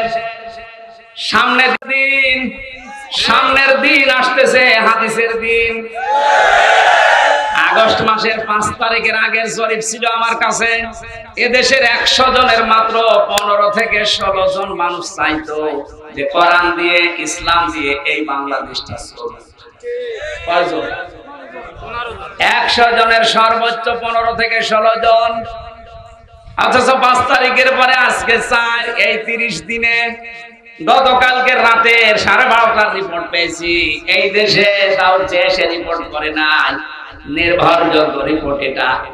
এদেশে এখন 100 জনের 35 জন মানুষ চাচ্ছে দেশে ইসলাম। সময়টা একটু বৃদ্ধি হতে দেন। 100-51 মানুষ যখন চাইবে যে দেশে ইসলাম দিয়ে চলুক, কোন মহারথী আর বাধা দিয়ে পার পাবে না। এজন্য এখন আমাদের খুব সতর্ক, ছোটখাটো কোনো বিষয় নিয়ে যেন ঝামেলায় না জড়াই। আমার এক ওস্তাদ বলছিলেন, একটা হোস্টেলে 100 ছেলে থাকে, খাবার সকালে নাস্তা দেওয়া হয়, রুটি পাউরুটি, রুটি আর কলা। এর ভেতরে কিছু মানুষ সুর তুলেছে, আমরা সকাল বেলায় নাস্তা আর খাবো না, নাস্তার মেনু পাল্টাতে হবে। হোস্টেলে যিনি দায়িত্বে আছে ডাক দিয়ে বলছে ঠিক আছে আমি পাল্টাবো, তবে কে কোনটা বেশি খেতে চায়, যে বেশি হবে ওই দিকে আমি রায় দেব। ভোটের সিস্টেম করেছে, রায় যখন এসেছে 20 জন চাই ওই আগেরটাই কলা পাউরুটি, 18 জন চাই খিচুড়ি, 15 জন চাই রোল। এভাবে ভাগ করতে করতে দেখা গেল 20-এর সংখ্যা আগে যা ছিল। এবার আপনি বলেন তো 20 বাদ দিলে 100-র ভেতরে থাকে কত? আরো জোরে 80 জন যদি সব একমত হতো, এ নাস্তার মেনু পাল্টানো সহজ ছিল না কঠিন ছিল? বাস্তবটা এখন আমাদের সামনে। এদেশে নাস্তিক, মুরতাদ, রাম, বাম, এই ইনু নুনু এ মেনন আর কালামানিক বেশি না। এরা যা চাচ্ছে এরা খুব মিলে হলেও 20 জন হবে, আর আমরা যারা টুপিওয়ালা আমরা 80 জনের উপরে। ওই 15 জন, 18 জন, 16 জন গুলো না করে আমরা যদি সব এক হতে পারি, নাস্তার মেনু এতদিন যা চলছে এটা পাল্টানো সম্ভব। কারণ এই 53 বছরে বাবা চালিয়েছে, আমরা দেখেছি। আমি দেখি না, মুরব্বীরা দেখেছে, কারণ আমার তো 32। স্বামী চালিয়েছিল, আমি দেখি নাই, মুরব্বীরা দেখেছে। চাচা চালিয়েছিল, সকালে এক কথা বলতো, বিকেলে আর এক কথা। সেও দেখলাম 9 বছর। বউ চালিয়েছিল বিভিন্ন কায়দায়, ভাবিও চালিয়েছিল। এক কথা বলে না, সবারটাই দেখেছি।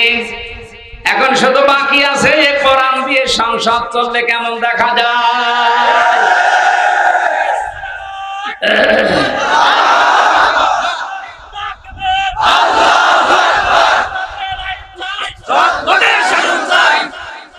কারা কারা চান আল্লাহর এই কোরআন দিয়ে বাংলাদেশের এই সংসদ চলুক? দেখে লিল্লাহি তাকবীর।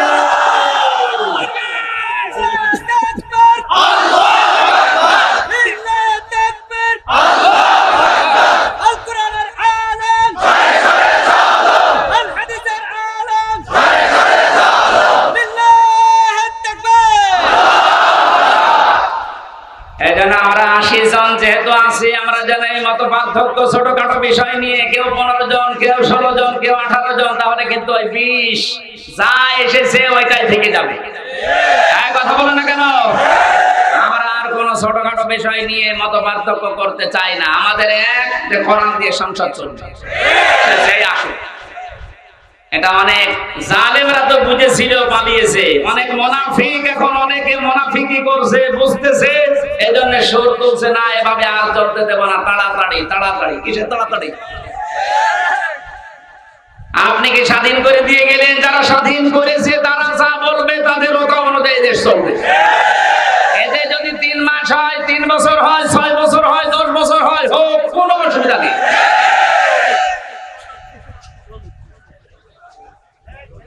কি অবস্থায় ছিলেন আপনি টের পাচ্ছেন না? কয়েকদিন আগে বাংলাদেশ জামাত ইসলামী কুষ্টিয়া জেলা শাখার উদ্যোগে 500 আলেমকে ডাক দিয়েছিল, সব ঘরনা। 3.5 ঘন্টা আলোচনা হয়েছে। কোনো বাধা নেই, যে যার মতো কোরআন হাদিস দিয়ে বলেছে। আপনি বলেন তো, আগস্টের 5 তারিখের আগে 500 না 5 জন আলেম এক জায়গায় হলে টিকে থাকতে পারতো? কোথায় ছিলেন আর কোথায় এসেছেন? মুনাফিকি করা বাদ দেন। জীবন যারা দিয়ে গেল, আজ ওদের বিরুদ্ধে অনেকে ফতোয়া তুলছে। বৈষম্য বিরোধী ছাত্র আন্দোলনে যারা শহীদ হয়েছে, এরা নাকি শহীদ না, বুক পেতে আত্মহত্যা করেছে। শয়তানি করার জায়গা পাচ্ছ না। শহীদ যারা, এদেরকে যদি কেউ মুখ দিয়ে বলে যে না এরা শহীদ হয়নি, এটা পুরা কোরআনের বিরুদ্ধের কথা। সূরা বাকারা 154 নম্বর আয়াত, আলা তাকুলু লিমান ইউকতালু ফি সাবিলিল্লাহি আমওয়াত বাল আহইয়াউ ওয়ালাকিন লা তাশউরুন। সূরা বাকারার 154 নম্বর আয়াতে আছে, হে নবী, মুখ দিয়ে কোনদিন এই কথা যেন কেউ না বলে যারা মারা গেছে, না, ওরা শহীদ হয়েছে, ওরা মারা গেছে কথা বলবেন না। কারণ যারা শহীদ হয় ওরা জীবিত, কিন্তু তোমরা টের পাও না। তাই মানুষ যেহেতু মুখের পরে অন্তরে ধারণা করতে পারে, আল্লাহ ধারণার উপরে নোটিশ দিয়েছে, এই আলা তাহসাবান্নাল্লাযীনা কুতিলু ফী সাবিলিল্লাহি আমওয়াতা বাল আহইয়াউন ইনদা রাব্বিহিম ইরসাকুন। সূরা আলে ইমরান 169 নম্বর আয়াত। আল্লাহ পাক বলেন, মুখে তো বলবি না, ধারণাও করবি না যে যারা শহীদ হয়েছে ওরা মরে গেছে। না, ধারণাও করা জায়েজ নেই, হারাম। কেন? বালা হইয়া, ওরা জীবিত। ওরা কি? আরো জোরে বলেন, ইনদা রাব্বিহিম ইরসাকুন, তারা আল্লাহর কাছে রিজিক পাচ্ছে। আমি কয়েকদিন আগে গিয়েছিলাম শহীদ আবু সাঈদ রংপুরের কবর জিয়ারতে ও বাড়ি দেখতে। ওর বাবা এসে আসার পরে জিজ্ঞাসা করলাম, ছেলে মেয়ে কয়টা? 6টা ছেলে, এটাই ছোট ছিল। ছোটবেলা থেকে প্রতিবাদী, অন্যায় দেখলে কিছু নেই হাতে, তার প্রতিবাদ করত। এত বড় জুলুমের বিরুদ্ধে প্রতিবাদ করার জন্য যেটা হাতে নিয়েছিল, কোন অস্ত্র ছিল? কি ছিল? গাছের ডাল। কালা মানিক বলছে না, ওর হাতে অস্ত্র ছিল। ডাল যদি অস্ত্র হয়, তুমি যে কলা পাতায় শুয়েছিল এটা অস্ত্র।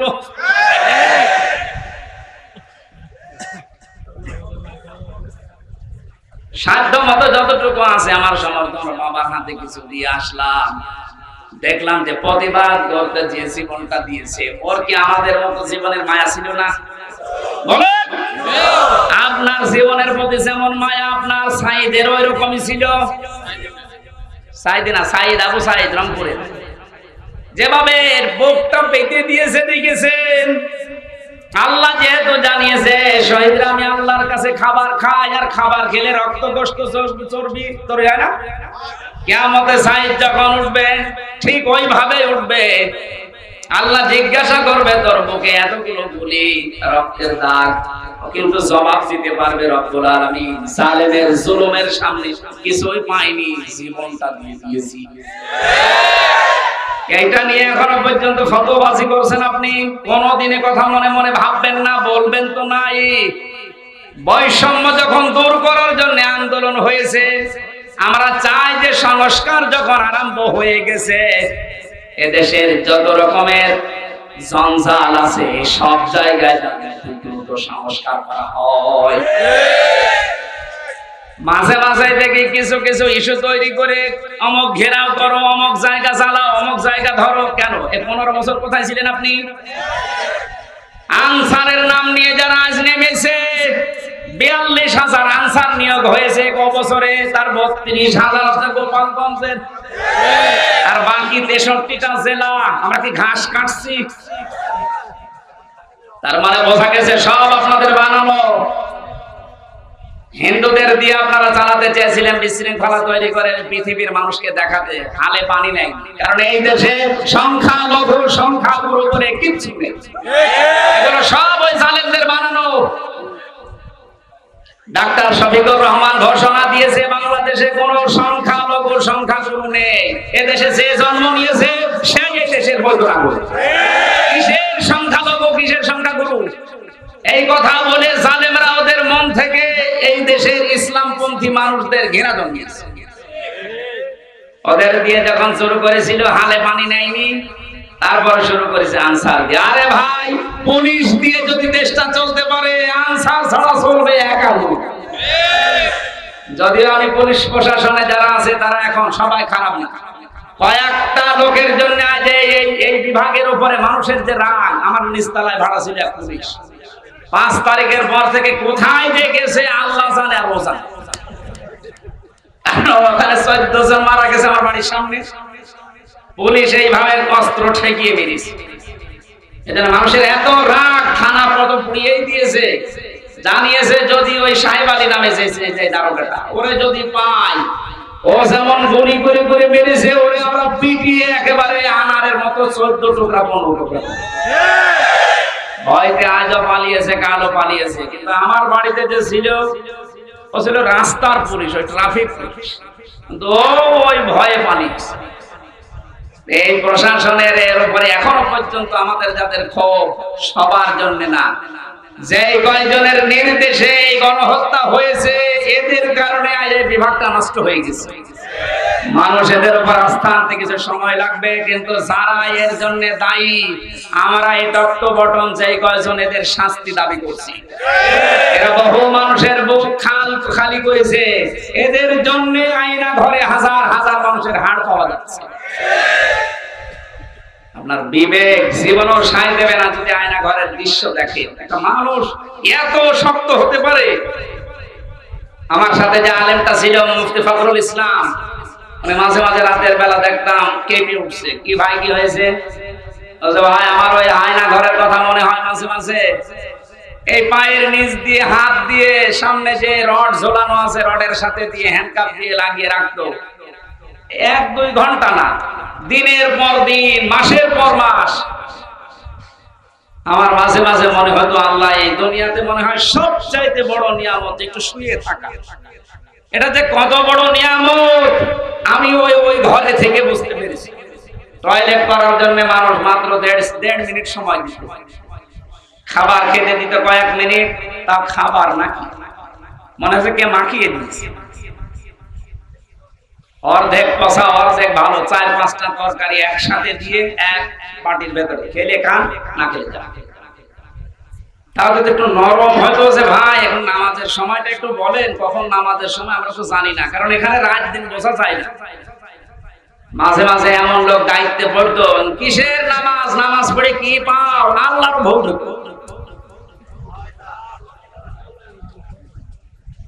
যে কয়জন মানুষের দ্বারা আজ পুলিশ প্রশাসনের সবার উপরে মানুষের রাগ ঝাল অনেকে বিটাচ্ছে, এই কয়জন মানুষের শাস্তি আমরা দাবি করছি, সবাই না। এখন অনেক কনস্টেবল, অনেক এসআই লাইভ করে বলছে আমাদের জীবনটা নষ্ট হয়ে গেছে এই কয়েকটা শুকরের বাচ্চা। যাদের নাম বলছে আজকের লাইভ দেখলাম, বেনজিরের নাম বলছে, এই আব্দুল্লাহ মামুনের নাম বলছে, বাকি শহীদ বলছে ধরা পড়েছে, 8 দিনের রিমান্ড দিয়েছে। আমার মনে হয় আমার সাথে রিমান্ডে যে আচরণ করেছে ওর সাথেও খারাপ। এদের নির্দেশে হাজার হাজার মানুষ, 1000-এর উপর মানুষ বাংলাদেশে মারা গেছে এই 14 তারিখ 5 তারিখের আগে। আপনি টের পাচ্ছেন কোথায়? আর এখনো পর্যন্ত অনেকে জালেমের প্রশংসা করছে যে কি করেছে টের পাচ্ছেন না। চলেন আপনারা নিয়ে যায়, 10 দিন থাকেন আপনি ঘরের ভেতরে। অনেকে না বুঝে আবার এই দেশ থেকে এখনো পর্যন্ত বুকে সাহস বাড়তেছে, ভিডিও কলে কথা বলছে, আপা ঘাবড়াবেন না, আপনি ঘাবড়ালে আমরা নরম হয়ে যাই। আপনি আবার শক্ত হতে চাচ্ছেন। ইনোরে যেভাবে কিক মেরেছে, আপনি যদি এখনো শক্ত হতে চান আপনার ভাগ্যে এরকম কিক আছে না। জালেমরা আর মাথা উঁচু করে দাঁড়াতে পারবে না এই দেশে, কারণ কোরআনের ঘোষণা হচ্ছে জালেমরা অতি শীঘ্রই তাদের জুলুমের জন্য কাঁদবে। কালকে আমি হাউমাউ করে কাঁদতে দেখলাম হাতে পাঁচছে নাকি। এদের কোনো মানুষ জুলুম করবেন না, খুব মারাত্মক অপরাধ এটা। এর চাইতে বড় অপরাধ আর দুনিয়ায় নেই, তার দুনিয়াও শেষ, আখিরাতও শেষ। আল্লাহ আমাদেরকে যেন কোন জুলুম করা থেকে বাঁচান, সে পারিবারিক জীবনের জুলুম হোক, সামাজিক জীবনের জুলুম হোক, রাজনৈতিক জীবনের জুলুম হোক, সব জুলুম থেকে আল্লাহ আমাদের রক্ষা করেন, বলেন আমিন। দরুদ আর সালাম পাঠের মাধ্যমে আজকের তেলাওয়াত কিন্তু আয়াত সূরা মাআরিজ কয়েকটা আয়াত পড়েছি। আমার আলোচনার বিষয় হচ্ছে মুক্তিপণ। আমার বাবাকে যেমন মুক্তিপণ নিতে চেয়েছিল 10 লাখ দেন, নয়তো 50টা মামলা দেব, এরকম মুক্তিপণ সামনে আসতেছে। কোরআনে কারীম জানাচ্ছে, ও বাংলার মানুষেরা কান খাড়া করে শোনো, ওয়ালা কাসালু হামিমান হামিমা ইউবাসসিরুনাহুম ইয়াবাদুল মুজরিমু লাউ ইয়াফতাদি মিন আযাবি ইয়াউমিন বিবানি। আল্লাহ পাক বলেন, কোন শহীদের পরিচয় দিতে চাইবে না, যদিও তাদেরকে সম্মুখে হাজির করা হবে, বন্ধু পরিচয় দেবে না। এমনকি অনেক মানুষ আছে নিজের অপরাধ ঢাকতে মুক্তিপণ হিসাবে বাঁচার জন্য নিজের সন্তান পর্যন্ত আল্লাহর কাছে বলবে আল্লাহ মুক্তিপণ হিসাবে দিয়ে দিলাম। বলেন নাউজুবিল্লাহ। আয়াতটা পড়ার পরে আমার ছোট মেয়েটা এই যে ফারিহা জান্নাতের সাথে আমি মিলিয়েছিলাম, আল্লাহ বলেন সন্তান পর্যন্ত মানুষ দিতে চাইবে, অথচ আল্লাহ রাসূলের পরে এই পৃথিবীতে সবচেয়ে বেশি মহব্বত ভালোবাসা আমার এই ফারিহার উপরে। এত ভালোবাসা জেলখানায় থাকার পর বেশি বেড়ে গেছে, কারণ ওরা আমি 1 বছর রেখে গিয়েছিলাম, এখন 4 বছর বয়স ওর। এত ভালোবাসা জন্মিয়েছে, ওরে চোখের আড়াই করলে বারবার মোবাইলে আমি দেখে নেই। অথচ আল্লাহ বলছে ফারিহাকে হামজা কিয়ামতে আল্লাহর কাছে বলবে আল্লাহ এইটাও দিয়ে দিলাম, আমাকে ছাড় দে। সাহিবাতিহি ওয়া আখি, মানুষ তার নিজের স্ত্রীকে নিজের ভাইকে বলবে আল্লাহ এগুলো দিয়ে দিলাম। অফাসিলাতিহিল্লাতি তুবি, নিজের দলের লোক, রাজনৈতিক আশ্রয় যারা, সামাজিক আশ্রয় যারা, পারিবারিক আশ্রয় যারা তাকে দিত, এই গোষ্ঠীর লোক পর্যন্ত মানুষ বলবে আল্লাহ সব দিয়ে দিলাম। ওমান ফিল আরদি জামিআ, দুনিয়ায় যত সম্পদের মালিক ছিলাম সব আমি দিয়ে দিলাম, আমারে আপনি বাঁচান। এ কথা মানুষ বলবে, এ সাক্ষী দিচ্ছে কে বলেন তো? আরো জোরে বলেন। একটা কালকে আমি আরো বেশি বিশ্বাস করে ফেলেছি, এখনো বিশ্বাস ছিল আগেও। এই পাঁচি সেলিমের যে কান্নাকাটি হাউমাউ করে জজের সামনেও যা করছিল, আমার মনে হচ্ছিল যদি ও বলতে পারতো, কথা তো বলতে পারে না, নৌকা বলতে গেলে হৌকা বলে, মুখ দিয়ে কথা এরকম বের হয় না। ও যদি কথা ভালোভাবে বলতে পারতো তাহলে বলতো জজ সাহেব আমার যত সম্পদ আছে সব আমি দিয়ে দিলাম, আমার এই মামলা থেকে মুক্তি দেন। কিয়ামতের ময়দানে তো মানুষের বিরুদ্ধে মামলা হবে, কি হবে বলেন বলেন? এই মামলা থেকে, অভিযোগ থেকে অব্যাহতি পাওয়ার জন্য মানুষ নিজের সন্তান, স্ত্রী, ভাই, জ্ঞাতি গোষ্ঠী, সম্পদাদি সব দিতে চাইবে, বিনিময়ে চাইবে যে আমার মুক্তি দেন। আল্লাহ বলেন কাল্লা ইন্নাহা লাযা, কখনো না, তোরা আমি লাজাই দেব। ও মাগুরাবাসী, লাজা কি? এটা জাহান্নামের একটা দরজার নাম। জাহান্নামে একটা দরজা 7টা, তার 3 নাম্বার দরজার নাম হচ্ছে লাজা। এত ভয়ঙ্কর, এত কঠিন এই জায়গাটা, আল্লাহ নিজে পরিচয় দিচ্ছেন এখানে প্রবেশ করার সঙ্গে সঙ্গে মানুষের চামড়া খুশি যাবে। আমি কিছু ভয়ঙ্কর জায়গা দেখেছিলাম, রিমান্ড আমাকে নিয়েও গিয়েছিল, যে এই জায়গায় মানুষের নখ তোলা হয়, এখানে মানুষকে মেশিং এর ভেতরে দিয়ে পানির সাথে মিশিয়ে দেওয়া হয়, কিন্তু চামড়া সঙ্গে সঙ্গে খসে যায়, এরকম কোন জায়গা আমার নজরের সময় পড়েনি।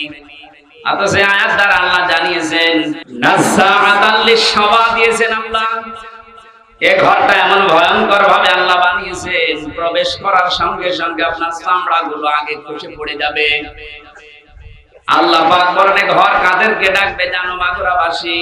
তাদউ মান আদবারা ওয়া তাওয়াল্লা। এই লাজা নামে জাহান্নামের দরজা দিয়ে আল্লাহ তাদেরকে প্রবেশ করাবে, আর দরজা তাদেরকে ডাকতে থাকবে যারা সত্যের আহ্বান শোনার পরে অহংকার করে ঘাড় ঘুরিয়ে এদবার করে চলে গেছে। আর বাংলাদেশে এই প্রকৃতির মানুষ বেশি। সত্যকে সত্য জানার পরে, চোখে আঙ্গুল দিয়ে দেখানোর পরে অনেকে মানতে চায় না, বলেন না এ আমার দলের লোক না, এ আমার বাবার মুরিদ না, আমি মানি না। এরকম কথা দেশে আছে না নেই? তাহলে এই দেশের মানুষের জন্য লাজা নামক যে জাহান্নামের দরজা, এখানে প্রবেশ করার সম্ভাবনা বাংলাদেশে অনেক বেশি। যারা সত্যকে সত্য জানার পর অহংকার করে ঘাড় ঘুরিয়ে দেন, যারা এতবার করেন, যারা সম্পদ আদি জমা করে রাখে আর এগুলো সংরক্ষণ করা যায় কোন কায়দায়, সেই চিন্তা ভাবনায় মেতে থাকে। তাকান বাংলাদেশের দিকে, টাকা রাখার জায়গা হয়নি, বানিয়েছে বেগমপাড়া। ও মনে করেছিল এটা আমার সংরক্ষিত থাকবে, জমা করার পদ্ধতি দেখেছেন। একটা প্রকল্প চালু করেছে, 10 কোটি টাকা, 2 কোটি খরচ করে 8 কোটি খায়। একবারে তো হয় না, 4-5 বার করে ওইটা করে। যেখানে 10 কোটি টাকা হলে হয়ে যাওয়ার কথা, সেখানে 32 কোটি টাকা লাগায়। এভাবে টাকা পয়সা এমন ভাবে ওরা জমা করে, জায়গা পায় না তখন বাইরের দেশে রাখে, সুইস ব্যাংকে রেখে আসে। এই চরিত্র যাদের ছিল, এই মানুষগুলোকে লাশা ডাকবে। কি হয়েছে আপনার সম্পদ দিয়ে? কি হয়েছে আপনার সম্মান দিয়ে? এখন যে অপমান আল্লাহ আপনাকে করেছে, আপনার সম্পদ কাজে আসছে না, আর সম্পদ গুলো বিপদের কারণ হয়ে দাঁড়িয়েছে। এখান থেকে আমাদের শিক্ষা নেওয়া দরকার, সামনে যারা এই পৃথিবীতে আসবে তারা যেন ওই রকম চরিত্রের না হয়। কথা বলেন ঠিক কিনা? কিন্তু যে মানুষগুলো দিনের জন্য জমা করেছিল, একদিকে দুনিয়া জমা করা, আর একদিকে ইসলাম জমা করা, যে মানুষগুলো দিন জমা করেছিল, এই দেশে দিন প্রসারে দিন কায়েমে ভূমিকা রেখেছিল, তারাও তো জমা করেছিল। আল্লামা সাইদির নাম বলছে, আমি নিজে দেখেছি লোকটাকে 10টা দিন, আমি 10 মিনিট ছিলাম ওনার সাথে। এই মানুষটার যে আমল আখলাক আর যে হাসি, ওনাকে অনেকে বলছে মরে গেছে না, মরানো শহীদ হয়েছে, কারণ ওনাকে মেরে ফেলা হয়েছে। ওনার মুখের ওই হাসি প্রমাণ করে যে ওনারে মেরে ফেলা হয়েছে। এর পেছনে আন্তর্জাতিক কিছু ষড়যন্ত্র আছে। যারা মেরেছেন যদি সত্যতা প্রমাণ করতে চান, ওই ডাক্তার মোস্তফা জামানকে নিয়ে আসেন। ওরে ডিম দেওয়া লাগবে না, শুধু ডিম দেখাবেন, সব বলে ফেলবে। কথা বলে না কেন? সুতরাং কোরআনের পাখিকে যারা বলেন, ভাবেন, মনে মনে করেন মরে গেছে না, মরা না, উনি শহীদ হয়েছে, উনি জীবিত, উনি আল্লাহর কাছে কিয়ামত পর্যন্ত খাবার পাবে। আর জানেন যারা, আপনি কি করলেন? আপনার দুনিয়াও শেষ, এই সম্পদগুলো এখন দুমুখে ধরবে, হিসাব দিতে দিতে তো মরবেন, আর পরকাল তো আপনার শেষই। কত মানুষের সম্পদ আত্মসাৎ করেছেন, এদের জবাব দিতে দিতে আপনার পরকাল শেষ। আল্লাহ আমাদের ওরকম জীবন যেন না দেন, বলেন আমিন। পারিবারিক জীবন নিয়ে কয়েকটা জিনিস আমি ওখান থেকে নোট করেছিলাম জেলখানায়। তার ভেতর অন্যতম কারণ, ওখানে আমি দেখেছি অধিকাংশ মানুষের মামলাগুলো সাধারণ যারা সব পারিবারিক জীবনের কারণে, হয় বউ পিটিয়েছে, নাই যৌতুকের কারণে, নাই বউ মেরে ফেলেছে। এখন জেনে জল্লাদ আছে কেন্দ্রীয় কারাগারে, যে ফাঁসি দেয়। আগে তো শাহজাহান জল্লাদ ছিল, এখন যে দায়িত্বে আছে ইলিয়াস।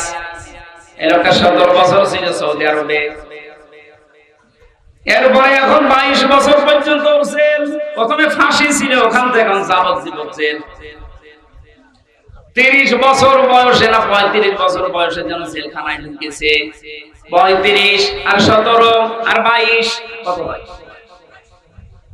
আমার মাঝে মাঝে দেখা করতে এসে বলতো, হুজুর জীবনটা শেষ করে ফেলেছে মেয়ে লোকটার কারণে। বিয়ে করেছিলাম বড় আশা নিয়ে, বাড়িতে আসার পরে আমার মার সাথে বোর কোনো মিল নেই, কিছু হলে ঠোকামুখি করে, আর আমারে বলে আলাদা হওয়া লাগবে। মাকে আর আমার বোন ছিল, বোনকে কিছু দিলেই ওর চোখ টাটায়। মা বোন যারা এসেছেন, আপনাদের মন আপনি উদার করবেন। আপনার নিজের মা, নিজের ভাই, নিজের বোনের জন্য যদি আপনার স্বামী খরচ করে, আপনি আরো বাহবা দেন যে হ্যাঁ খুব ভালো মানুষ। আর স্বামীকে যে ছোটবেলা থেকে 25 বছর 30 বছর পর্যন্ত ওর পেছনে শ্রম দিল, ওই মা বাবা ভাই বোনের পেছনে একটু খরচ করলে আপনার চোখ টাটায়, আপনি মানুষ।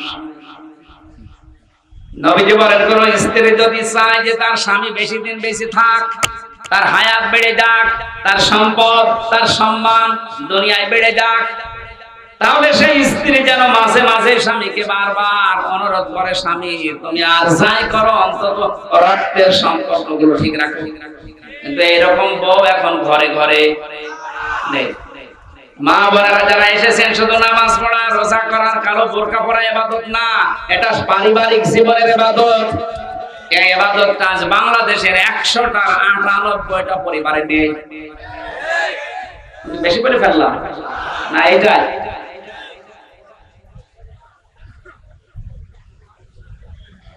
রাঙ্গামাটি গিয়েছিলাম 18 সালে, লংগদু থানায়। আসার সময় আমার বলছে হুজুর চলেন বৃদ্ধাশ্রম দেখে আসি। যে দেখি এক কলেজের প্রফেসর মায়ের পা ধরে কাঁদছে। ডাক দিয়ে বললাম স্যার কি হয়েছে? আমাকে পরিচয় করিয়ে দিলেন যে এক কলেজের স্যার। মা তাকে ডাক দিচ্ছে সন্তান আমি যখন মারা যাব তখন আমার মাথার উপরে ফ্যানটা তুই পাল্টিয়ে নতুন ফ্যান লাগিয়ে দিবি। ছেলেটা প্রশ্ন করছে মা তুমি তো মরিয়ে যাবা, তখন আবার ফ্যান কি হবে? মা বলে বাবারে আজ 3 মাস আমি এখানে আছি, এই ফ্যানটা ঘোরে না। আমি কর্তৃপক্ষকে বলেছিলাম যে তুই টাকা পয়সা দিস না, এটা নিয়ে ওরা ফ্যানও লাগিয়ে দেয় না। আমার সাথে তুই যা করলি আমার তো মনটাই গিয়ে বলছে তোর সন্তান কিছুদিন পরে তোর এখানে রেখে যাবে। তোর তো ফ্যান ছাড়া ঘুম হয় না, তুই তো গরম সহ্যই করতে পারিস না। তোরা আগে থেকে সাবধান করলাম আমি মারা যাওয়ার পরেই তুই ফ্যানটা লাগাবি, নাই তো তুই কষ্ট পাবি। এই অবস্থায় দেখলাম ওর মা মরে গেল। হাও মাও করে কেঁদে বলছে হুজুরের দোষ আমার দেবেন না, একা এই দোষ আমার বউ। আমার দুইটা বাচ্চা আছে, সব সময় আমার পেছনে লেগে থাকে আমার স্ত্রী যে এই বুড়িকে যদি বাড়ি রাখো তোমার ভাত আমি খাবো না। বাধ্য হয়ে আমি তালাক দিতে পারি না আমার সন্তানের দিকে তাকিয়ে। শেষ পর্যন্ত মাকে আমি রেখে এসেছিলাম বৃদ্ধাশ্রমে। ছোটবেলায় আমার বাবা মারা গেছে, বহু কষ্ট স্বীকার করে আমাকে কলেজের প্রফেসর বানিয়েছিল আমার এই মা। কিন্তু স্ত্রীর ছোট মনের কারণে আমি আজকে তারও বাড়িতে রাখতে পারি নাই। আজকে আদরে অনাদরে সেবা না পেয়ে শেষ পর্যন্ত মাটা আমার মারাই গেল। দুনিয়াতে নাম ধরে ডাকার মতো আমার আর কেউ নেই। মাদুরাবাসী মা বোন যারা এসেছেন আপনাদের জন্য পারিবারিক জীবনের একটা কথাই বলছি। শুধুমাত্র ওই কলেজের প্রফেসর রাঙ্গামাটির উনি না, এখানে হাজারো মানুষ আমরা ঠিক ওই অবস্থায় পরিবারে আছি। মনটা একটু উদার করেন না কেন? একটু মনটা ছাড় দেন। কেউ তো থাকবেন না, 100 বছর পরে আমরা এখানে কেউ থাকবো না, নতুন মানুষ এই জায়গা চাষ করবে। কথা বলে না কেন? আমরা যেটা ধরা না খায়া খেরাতে ওইরকম জীবন ওইরকম তৈরি করা দরকার আমাদের সবার। এখানে পারিবারিক জীবনে ওনার যা দেখলাম ইলিয়াসের ওই লোকটার জীবন তো শেষ হয়ে গেল একটা মেয়ে লোকের কারণে। শেষ পর্যন্ত ঘানর দেখে একদিন একটা থাপ্পড় দিয়েছিলাম, ও ছাতা গেছে মরে। এই কারণে আমার এখন যাবজ্জীবন জেল। বলেন তো যে লোকটা 35 বছরের ছেলে ঢুকেছে, 17 বছর সৌদি আরবে কাটিয়েছে, 22 বছর জেল খাটবে, ও বের হয়ে আর কি করবে? খুব বড় একটা না, সামান্য একটা পারিবারিক বিষয়ে। এই জন্য আমি নোট করেছিলাম যে বসে বসে যে পারিবারিক জীবনের দাম্পত্য কলহ এবং এর সমাধান কি করা যায়। যেহেতু এটা নিয়ে 100 জনের প্রায় 70 জেল খাটে। আমি লিখে এখন বাইরে এসে বই করেছি, ওটা আপনার মেয়েকে বিয়ে দেওয়ার আগে পড়াবেন, বউকে পড়ান, ফুফুকে, নিজের মাকে, বোনকে, এদেরকে পড়াবেন। আমার মনে হয় পরিবারে আল্লাহ শান্তি ফিরিয়ে দেওয়ার কাজ ওখানে লিখে দিয়েছি। কোন জায়গায় আছে আমি জানি না, আমার গাড়ি আছে সাদা গাড়ি, ড্রাইভারের কাছ থেকে নিয়ে যাবেন। অন্তত মেয়েকে আগে পড়ান আর বউকে। আল্লাহ আমাদের তৌফিক দিন। আমার যেহেতু দিনের বেলা একটা অনুষ্ঠান ছিল, কালকেও ডবল অনুষ্ঠান আছে। জেল থেকে বের হয়ে স্বাভাবিক হতে পারছি না, কারণ ওটা তো খাওয়িয়েছে, খাবার না, বেঁচে থাকার মতো। এই জন্য স্বাভাবিক হতে কণ্ঠ এবং শরীর সময় লাগবে।